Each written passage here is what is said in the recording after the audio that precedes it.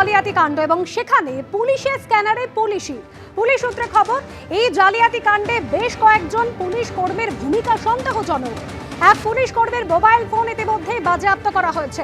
আর এখানে প্রশ্ন উঠছে, পাসপোর্ট ইস্যু করার আগে আদৌ কি পুলিশ ভেরিফিকেশন হয়েছিল, এবং যদি ভেরিফিকেশন হয়ে থাকে সেটা কোন প্রক্রিয়ায় হয়েছিল, নিয়ম মানা হয়েছিল?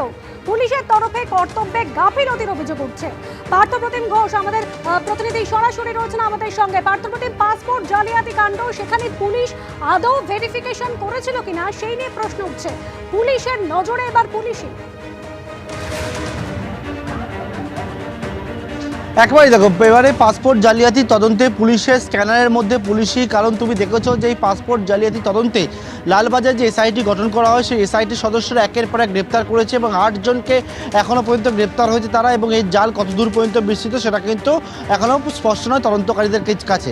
কিন্তু এই যে পাসপোর্ট জালিয়াতি তদন্ত, সেই তদন্ত নেমে দুটি বিষয় পুলিশ লক্ষ্য করেছে, তদন্তকারী লক্ষ্য করেছে। একটা হচ্ছে যে পাসপোর্টগুলো ইস্যু করা হয়েছিল তার প্রায় ম্যাক্সিমাম অর্থাৎ পুরোটাই প্রায় যে পোস্টাল অ্যাড্রেস রয়েছে সেটা হচ্ছে পঞ্চশহরের পোস্ট অফিস।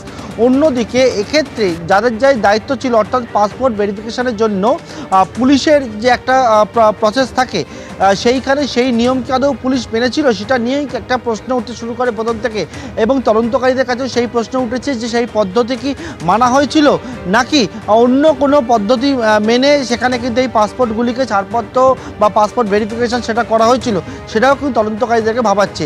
এবং সেই মতো বেশ কয়েকজন পুলিশ কর্মী তারা কিন্তু ইতিমধ্যে তদন্তকারীদের স্ক্যানারের মধ্যে রয়েছে এবং তাদের সম্পর্কিত বিষয়ে একটা রিপোর্টও ইতিমধ্যে তদন্তকারীরা তৈরি করে সেটা লালবাজার শীর্ষ কর্তাদের সামনে দিয়েছেন বলে জানতে পারছি আমরা। পরবর্তীকালে কি পদক্ষেপ নেওয়া হয় সেটা অবশ্যই পরবর্তীকালে জানা যাবে। তবে সূত্রের খবর যে একজন পুলিশ কর্মীর মোবাইল ফোন কিন্তু তদন্তকারীরা বাজেয়াপ্ত করেছে এবং বাজেয়াপ্ত করে ওই পুলিশ কর্মীর ভূমিকা সন্দেহজনক থাকায় সেই বিষয়টা খতিয়ে দেখছেন বর্তমানে তদন্তকারীরা। অনুসূয়া, ধন্যবাদ পার্থ।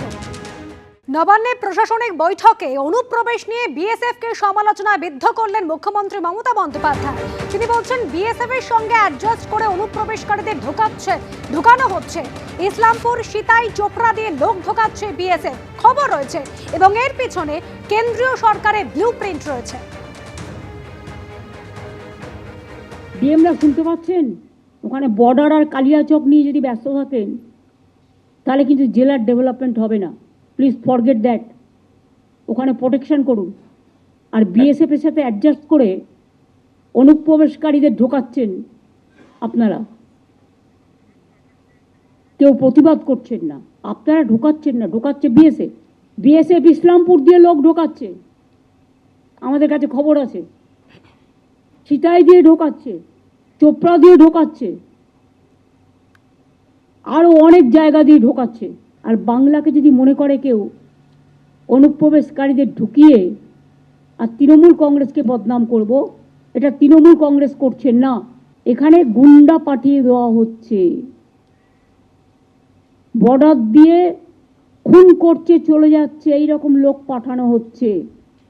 এটা বিএসএফ এর অনেক ভেতরকার কাজ। এর মধ্যে কেন্দ্রীয় সরকারের একটা ব্লুপ্রিন্ট আছে। কেন্দ্রীয় সরকারের ব্লুপ্রিন্ট যদি না থাকতো এটা হতো না। আমি যদি দেখি আমার রাজ্যকে ডিস্টার্ব করবার জন্য জঙ্গি হানাকে কেউ মদত দিচ্ছেন, সেক্ষেত্রে তো আমাদের প্রতিবাদ করতেই হবে। সেই জন্য আমাদের প্রতিবাদপত্র যাবে।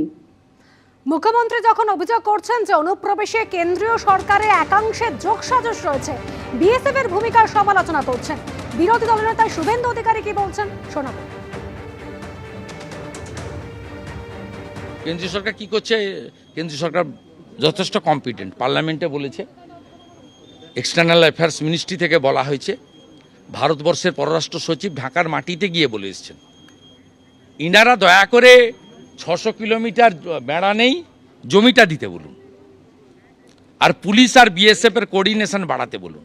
17টা চৌকির জন্য জমি চেয়েছে দিতে বলুন, 11টা বিএসএফ ক্যাম্পের জন্য জমি চেয়েছে দিতে বলুন।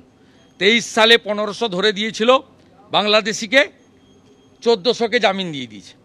এবছর প্রায় 1000 ধরে দিয়েছে বিএসএফ, 900 জনকে জামিন দিয়ে দিয়েছে। এই কাজটা করতে বলুন। জ্ঞানট্যান না দিয়ে 600 কিলোমিটার যে জমি, সে জমিটা হ্যান্ডওভার করতে বলুন না। 17টা চৌকির জমি দিতে বলুন, 11টা বিএসএফের রেসিডেন্সিয়াল ক্যাম্পের জমি দিতে বলুন, এই কাজগুলো করতে বলুন। জঙ্গিদের সরকার থাকলে তাই হয়তো। মুখোশ মমতা ব্যানার্জি, মুখ হচ্ছে সিদ্দিকুল্লাহ, ফিরাদ, জাভেদ। এটা হচ্ছে আসল সরকার।